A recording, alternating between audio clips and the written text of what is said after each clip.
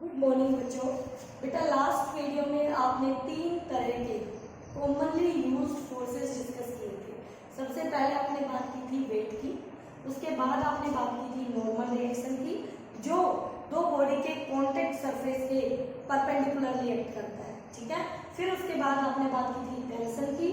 Tension के लिए हमने ट्रिक बताई थी, टेंशन दूर बनाओ तो बॉडी पे पेन रखो और स्ट्रिंग के अलोंग बॉडी से दूर उसकी डायरेक्शन शो कर दो। फिर ये बताया था जब तक एक वायर रहेगी तब तक टेंशन सेम रहेगा, वायर चेंज टेंशन चेंज, ठीक है बेटा। ये पॉइंट्स आपको ध्यान रखने हैं। अब न्यूमेरिकल सॉल्व करने के लिए हम अगला टॉपिक जो डिस्कस कर रहे हैं वो है हमारा फ्री बॉडी डायग्राम। आपको ये पर्टिकुलर बुक के अंदर कोई टॉपिक नहीं मिलेगा, लेकिन न्यूमेरिकल सॉल्व करने में ये आपकी बहुत हेल्प करेगा, बहुत ही सिंपल न्यूमेरिकल बना देगा इस ट्रिक से, इसकी हेल्प से, ठीक है। तो ये फ्री बॉडी डायग्राम क्या कहता है वो सुनिए। फ्री बॉडी डायग्राम सीखने के लिए इसके 4 एसेंशियल पार्ट्स हैं, यानी कि कोई भी न्यूमेरिकल जब आप करते हैं और उस गिवन प्रॉब्लम में आपको किसी भी सिस्टम के लिए एफबीडी फ्री बॉडी डायग्राम बनाना होता है तो आपको 4 रूल्स फॉलो करने होंगे। पहला, सबसे पहले आपको अपना सिस्टम कंसीडर करना होगा। सिस्टम कंसीडर करेंगे जिसका ए क्या होना चाहिए, कांस्टेंट होना चाहिए। यानी उस सिस्टम के अंदर बॉडी 1 हो सकती है, 2 हो सकती है, 3 हो सकती है, 4 हो सकती है, n हो सकती है, लेकिन उन सबका ए क्या होना चाहिए, कांस्टेंट होना चाहिए, तभी उनको हम एक सिस्टम में मान सकते हैं। पहला पॉइंट। दूसरा पॉइंट क्या होगा कि जब हम उस सिस्टम के लिए एफबीडी बनाएंगे तो हम बॉडी को डॉट पॉइंट से दिखाते हैं, डॉट से, और उस पॉइंट पर उस बॉडी पर लगने वाले फोर्सेस को रिप्रेजेंट करते हैं। लगने वाले फोर्सेस को दिखाना होता है, फोर्सेस को दिखाइए, फोर्सेस को दिखाइए। इसका मतलब ये है कि वो बॉडी भी फोर्स लगा रही होगी दूसरी बॉडी पर, लेकिन हमें वो फोर्स कंसीडर नहीं करने एफबीडी में। एफबीडी में वही फोर्स आते हैं जो उस बॉडी पर लग रहे होते हैं, ठीक है बेटा। थर्ड, इसकी जो स्टेप है वो ये है कि हमें इक्वेशन यूज करनी है, F = ma। ये वाली इक्वेशन यूज करनी है along x and y direction, दोनों में अलग अलग अप्लाई करनी है।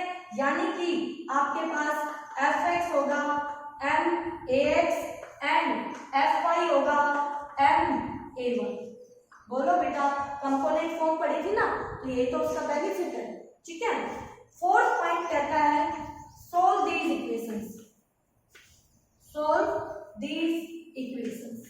हमें इन इक्वेशंस को सोल्व करना है और फिर हम अपने एम तक पहुंच जाएंगे with the help of FBD free body diagram, ठीक है। अब कुछ एग्जांपल देखते हैं जिनसे आपको ये रूल्स अप्लाई करने आ जाएंगे। तो देखिए ध्यान से, पहला एग्जांपल लेते हैं, सिंपल से एग्जांपल से स्टार्ट करते हैं बेटा। तो फर्स्ट एग्जांपल है हमारे पास, ये हमारा सरफेस है, ठीक है। यहाँ पर एक ब्लॉक ऐसे रखा है, ए ब्लॉक, इसका मास गिवन है m1। दूसरा ब्लॉक इसके साथ रखा है, ये दूसरा ब्लॉक है बी ब्लॉक, इसका मास है m2। और ए ब्लॉक पर फोर्स लग रहा है, एक्सटर्नल फोर्स F फोर्स, ये लगा दिया हमने, और ये ए एक्सेलरेशन से मूव कर रहे हैं, ए एक्सेलरेशन से मूव कर रहे हैं। तो कह रहा है फाइंड, आपको acceleration of A body, acceleration of B body find out करना है। फिर आपको नॉर्मल रिएक्शन बतानी है, normal reaction between A and B body, दोनों के लिए नॉर्मल रिएक्शन बताना है आपको, ठीक है। तो जब भी आप इस तरह के क्वेश्चन करें तो आप सबसे पहले अपनी डायरेक्शन को मान लें। तो ये मेरी एक्स डायरेक्शन है और ये मेरी वाई डायरेक्शन है। जब आप ऐसे मान लेंगे तो आपको बहुत आसानी से क्वेश्चन को सॉल्व करने में हेल्प मिलेगी। तो सबसे पहले क्या करना है, हमें वही काम हम करेंगे कि सबसे पहले सिस्टम को मानना होगा। अब यहाँ पर क्या है बेटा, आपको एक्सेलरेशन ए और बी का निकालना है। तो इस क्वेश्चन को अगर ध्यान से देखें तो ये कहता है कि एक F फोर्स लग रहा है और A और B बॉडी देखो दोनों दिखा रखी है, दोनों A एक्सेलरेशन से, क्योंकि जहां पर A रखी है उसके साथ ही आगे B रखी है। कैसे, आप वेट कीजिए, मैं अभी दिखाती हूँ आपको। हमारे पास ब्लॉक है और उन ब्लॉक की हेल्प से आप देख पाएंगे, ये देखिए अब आपको दिख रहा होगा, ये आपका A ब्लॉक है, ये आपका B ब्लॉक है। ठीक है, सामने वाली सिचुएशन आपके सामने आ चुकी है स्क्रीन के ऊपर बेटा। अब देखिए A ब्लॉक पे मैं फोर्स लगाऊंगी, तो ध्यान से देखना, A ब्लॉक पे फोर्स लगाऊंगी तो जितने एक्सेलरेशन से A चलेगा उतने ही एक्सेलरेशन से B चल रहा है, तो ये दोनों मिलके मतलब दोनों A एक्सेलरेशन से चल रहे हैं। अब वही A एक्सेलरेशन हमें इनका निकालना होगा। तो बेटा यहाँ पे एक तरीका तो ये है, दोनों को अलग अलग देखिए, ठीक है, और फिर वहां से A की एक्सेलरेशन की वैल्यू निकाल दें। और दूसरा तरीका ये है कि दोनों को एक सिस्टम मान ले और उस पर कंडीशन लगा दे और फिर A एक्सेलरेशन निकाल ले। बोलो बेटा, मैं आपको दोनों तरीके दिखाऊंगी, ठीक है। तो चलिए स्टार्ट करते हैं। सबसे पहला पॉइंट हमने बताया था सिस्टम मानो, तो चलिए बेटा ये मेरा डॉट मैंने ले लिया और ये मेरी A बॉडी है, ठीक है। A बॉडी के ऊपर पहला फोर्स लग रहा है, ये पहला फोर्स लग रहा है F, ओके। दूसरा फोर्स लगेगा इसका mg, नीचे की तरफ जो अर्थ लगाएगी ग्राउंड mg, लग गया भाई। तीसरा फोर्स, ये दोनों कांटेक्ट में है, ये वाले दोनों, तो एक नॉर्मल भी लगेगी, तो B लगाएगा इसके ऊपर एक नॉर्मल A के ऊपर और A लगाएगा B के ऊपर नॉर्मल, तो ये नॉर्मल A ने लगाई, तो हमें FBD में A के FBD में A पे लगने वाले फोर्स दिखाने हैं। तो क्या मुझे यहाँ पर ये वाला फोर्स लेना पड़ेगा, ये लेना पड़ेगा, ये नॉर्मल हो गई, ठीक है।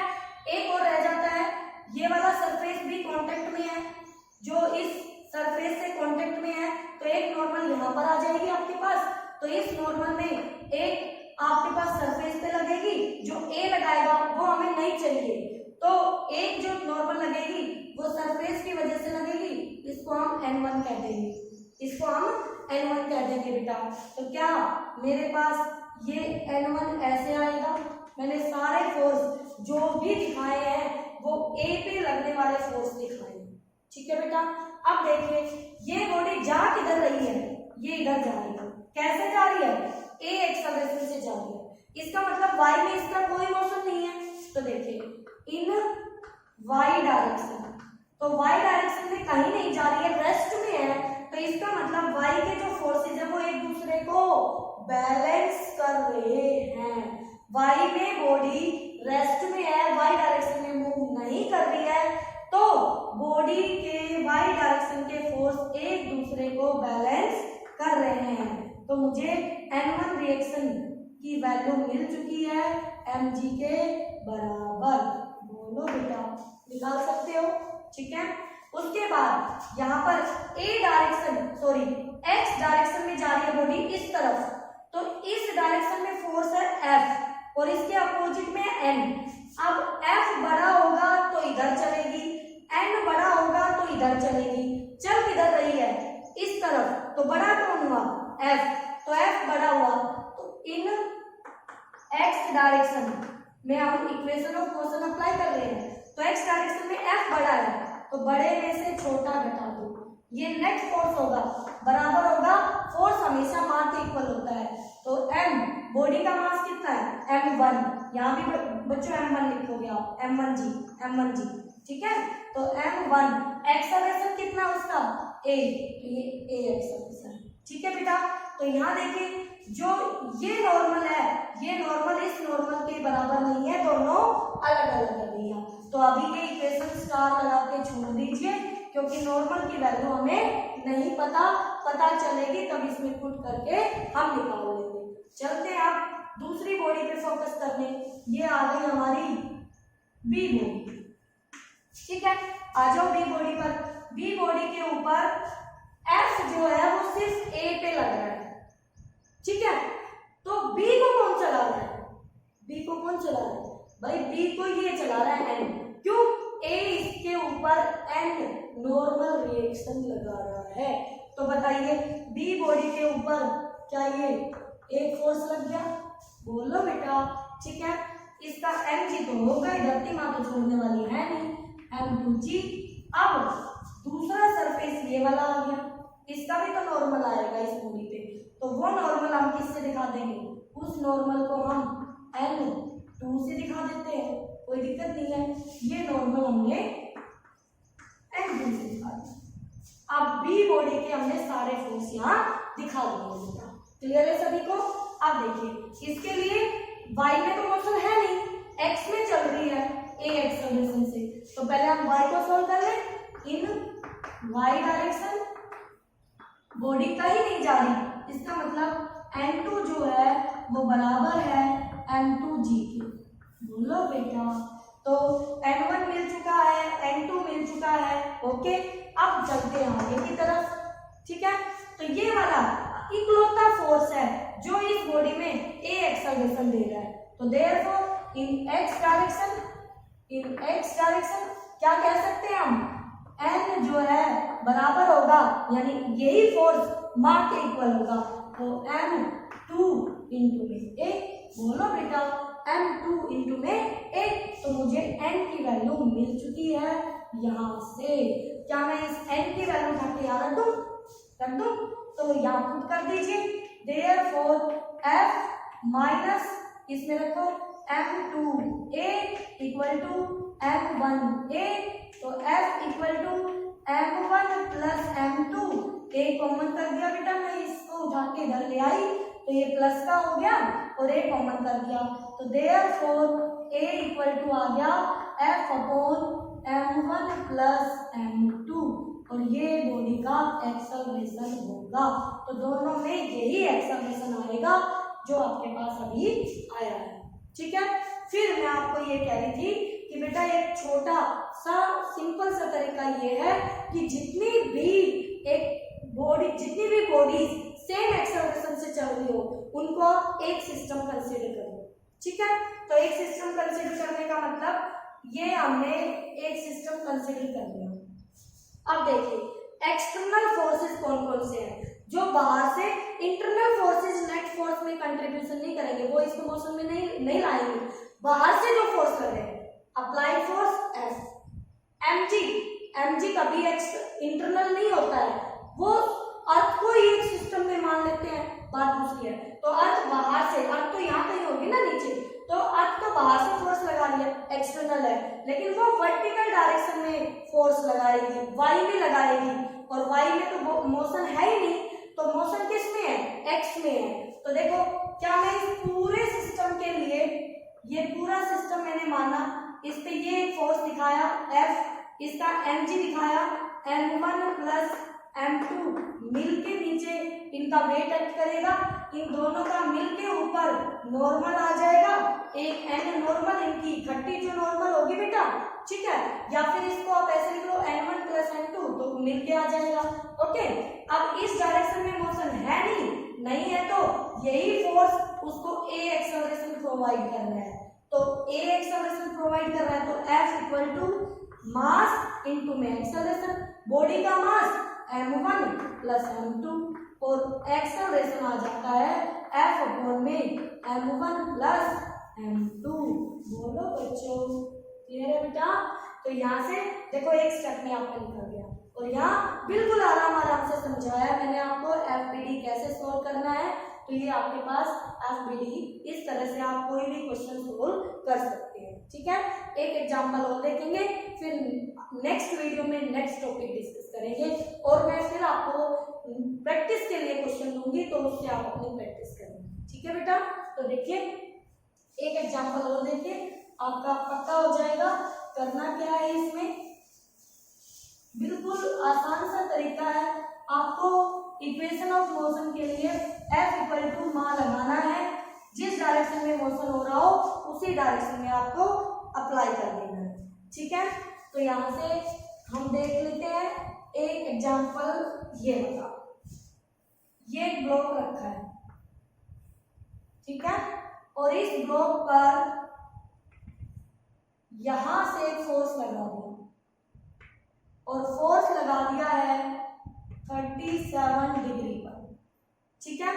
और ये 5 किलोग्राम की हमारी बॉडी है और ये बॉडी ए एक्सेलरेशन से इधर जाएगी और ये कहता है फाइंड कीजिए इसका ए एंड नॉर्मल रिएक्शन क्या है। ये करे बेटा शुरू। तो देखिए अब फोर्स ये दे दिया अप्लाइड फोर्स और एफ की वैल्यू कितनी दी हुई है 10 न्यूटन। 10 न्यूटन का फोर्स लग रहा है इस बॉडी पर, इस डायरेक्शन में लग रहा है और बॉडी चल पड़ी है ए एक्सेलरेशन से हॉरिजॉन्टली। ये कोई सरफेस है आपका, फ्रिक्शन लेस है, फ्रिक्शन कंसीडर नहीं कर रहे हैं। तो भैया ऐसे जब क्वेश्चन आए तो आपको क्या कर लेना है, ये बॉडी है इस पे ये फोर्स लग रहा है तो मान लो सबसे पहले एक्स वाई डायरेक्शन, ये मान लो। अब सारे फोर्सेस अलोंग दिस डायरेक्शन दिखाइए जो इस बॉडी पे लग रहे हो। तो भैया हम यहाँ पे इस फोर्स को तोड़ लेंगे एक्स और वाई में, और तोड़ने का तरीका होता है टेल से। कभी भी कंपोनेंट ड्रॉ करते हैं तो टेल से कर लेगा, हेड से भी कर सकते हैं आप, ऐसी बात नहीं है, बट मैं कहूंगी आप टेल से ही कर लें। तो इस फोर्स के दो कंपोनेंट, एक इस डायरेक्शन में और एक इस डायरेक्शन में। आप ध्यान से देखिए, अगर ये एंगल 37 है तो क्या ये वाला भी 37 होगा? बोलो बच्चों। तो हमारे पास ये वाला फोर्स आया 10 cos 37 और ये वाला आया 10 sin 37। बोलो बेटा, अब इनकी वैल्यू निकालना सिखाती हूँ मैं आपको, आ जाओ। Sine 37 3/5, sine 53 4/5। कैसे? एक ऐसी ट्रायंगल बनाओ जिसमें थीटा 37 हो, राइट एंगल ट्रायंगल लो बनाओ जल्दी से। ये थीटा आपका 37 और दूसरी एक ट्रायंगल और बनाओ जिसमें एंगल 53 हो, ये दूसरी ट्रायंगल। चलो अब देखो 37 बना दिया ये, ओके। अब देखिए इसकी वैल्यू है 3, इसकी वैल्यू है 4 और ये वैल्यू आएगी 5। तो यहां से देखो इस ट्रायंगल का ये एंगल 37 है बेटा, तो ये एंगल 37 है, तो इसका मतलब क्या होगा आपके पास, ये एंगल 37 है ना, यहां से पहले इसको ये समझ लो अच्छे से, perpendicular upon hypotenuse 3/5, base upon hypotenuse क्या हो जाएगा, बेस होता है cos 37, वैल्यू आ गई 4/5, साइन 37 वैल्यू आ गई 3/5। बोलो बेटा इस ट्रायंगल की दोनों वैल्यू आ गई। दूसरी ट्रायंगल यहां बना देते हैं, ये लो बड़े एंगल के लिए। तो बड़ा एंगल बनाया तो ये वाली साइड बड़ी हो गई, ये वाली साइड छोटी हो गई, ठीक है। और अच्छे से भी बना सकते हो आप इसको दिखाने के लिए, बाकी ठीक है। ये 53 तो ये वाली साइड 4 आएगी अब, और ये 3 आएगी और ये आपके अगेन 5 रहेगी। तो यहां से दो वैल्यूज, साइन 53 आपका आएगा 4/5, cos 53 आपका आएगा 3/5। मैंने याद करने का तरीका पहले भी बताया था बच्चों कि जो साइन होता है वो 0 से लेकर 90 तक वैल्यू बढ़ाता है। 0 पे 0, 90 पे 1 देता है, 0 पे 0, 90 पे 1 वैल्यू, 0 और 1 के बीच में ऐसे। तो देखिए दो वैल्यूज आ रही है, ये आपको ध्यान रहेंगी 3/5 4/5। कंफ्यूजन ये है कि 3/5 किस एंगल की है, 4/5 किस एंगल की है, ये कंफ्यूजन है, ठीक है बेटा। तो आप बताइए कम एंगल पे कम वैल्यू, ज्यादा एंगल पे ज्यादा वैल्यू, क्या आपको ये ट्रिक आसान लग रही है यहाँ समझने के लिए कि कम एंगल से बढ़ती गई तो जो वैल्यू कम होगी वो कम एंगल पे आएगी। साइन के लिए कोस में उल्टा हो जाएगा, तो देखो कोस में उल्टा हो रहा है, देखिए कोस में छोटे एंगल पे बड़ी और बड़े एंगल पे छोटी, ठीक है। ये मेरा तरीका है बेटा याद रखवाने का, बाकी आपको जो इजी लगे वो आप याद रख सकते हैं, ठीक है। अब आ जाते हैं क्वेश्चन पर वापस। ये आपको बता दिया है कैसे आती है ये वैल्यू। तो यहाँ से दोनों वैल्यू निकाल लेते हैं, एक इसकी साइन 37 3/5 है, तो cos 37 होगा 4/5, तो 4/5 इंटू में 10, तो ये आ गया 8 न्यूटन। यहां से इसकी वैल्यू निकाल दो, 10 इंटू में साइन 37 3/5, ये आ गया यहाँ से 6 न्यूटन। तो दो फोर्स आ गए, एक एक्स में और एक वाई। ठीक है, चलिए बनाइए आप। ये बॉडी है 5 किलोग्राम की, ठीक है। इसके ऊपर एक फोर्स ऐसे लग रहा है, ये दिखा दिया 8 न्यूटन का। एक फोर्स नीचे लग रहा है 6 न्यूटन का, 6 न्यूटन का। अब जब इस फोर्स के कंपोनेंट कर दिए तो फोर्स को भूल जाओ, कंपोनेंट को लो, वो कंपोनेंट ही फोर्स है, बना दिए। ठीक है, रखी कहाँ है? सरफेस पे। नॉर्मल लगेगा, नॉर्मल निकाल दीजिए। ओके, धरतीमान को भूल गए? नहीं भाई नहीं भूले। mg को दिखाओ, mg नीचे, ये mg। ठीक है, चलिए बॉडी जा कहाँ रही है? a एक्सेलरेशन से इधर जा रही है। तो सबसे पहले y डायरेक्शन में मोशन नहीं है, नहीं है, तो इन y डायरेक्शन, इन y डायरेक्शन। तो बताइए n इक्वल टू जो ऊपर वाले फोर्स है क्या नीचे वाले फोर्स के इक्वल होगा? 6 प्लस mg। ठीक है, तो m कितना है? m है हमारा 5, तो 5 और g कितना है? 10, तो ये आ गया 56 न्यूटन।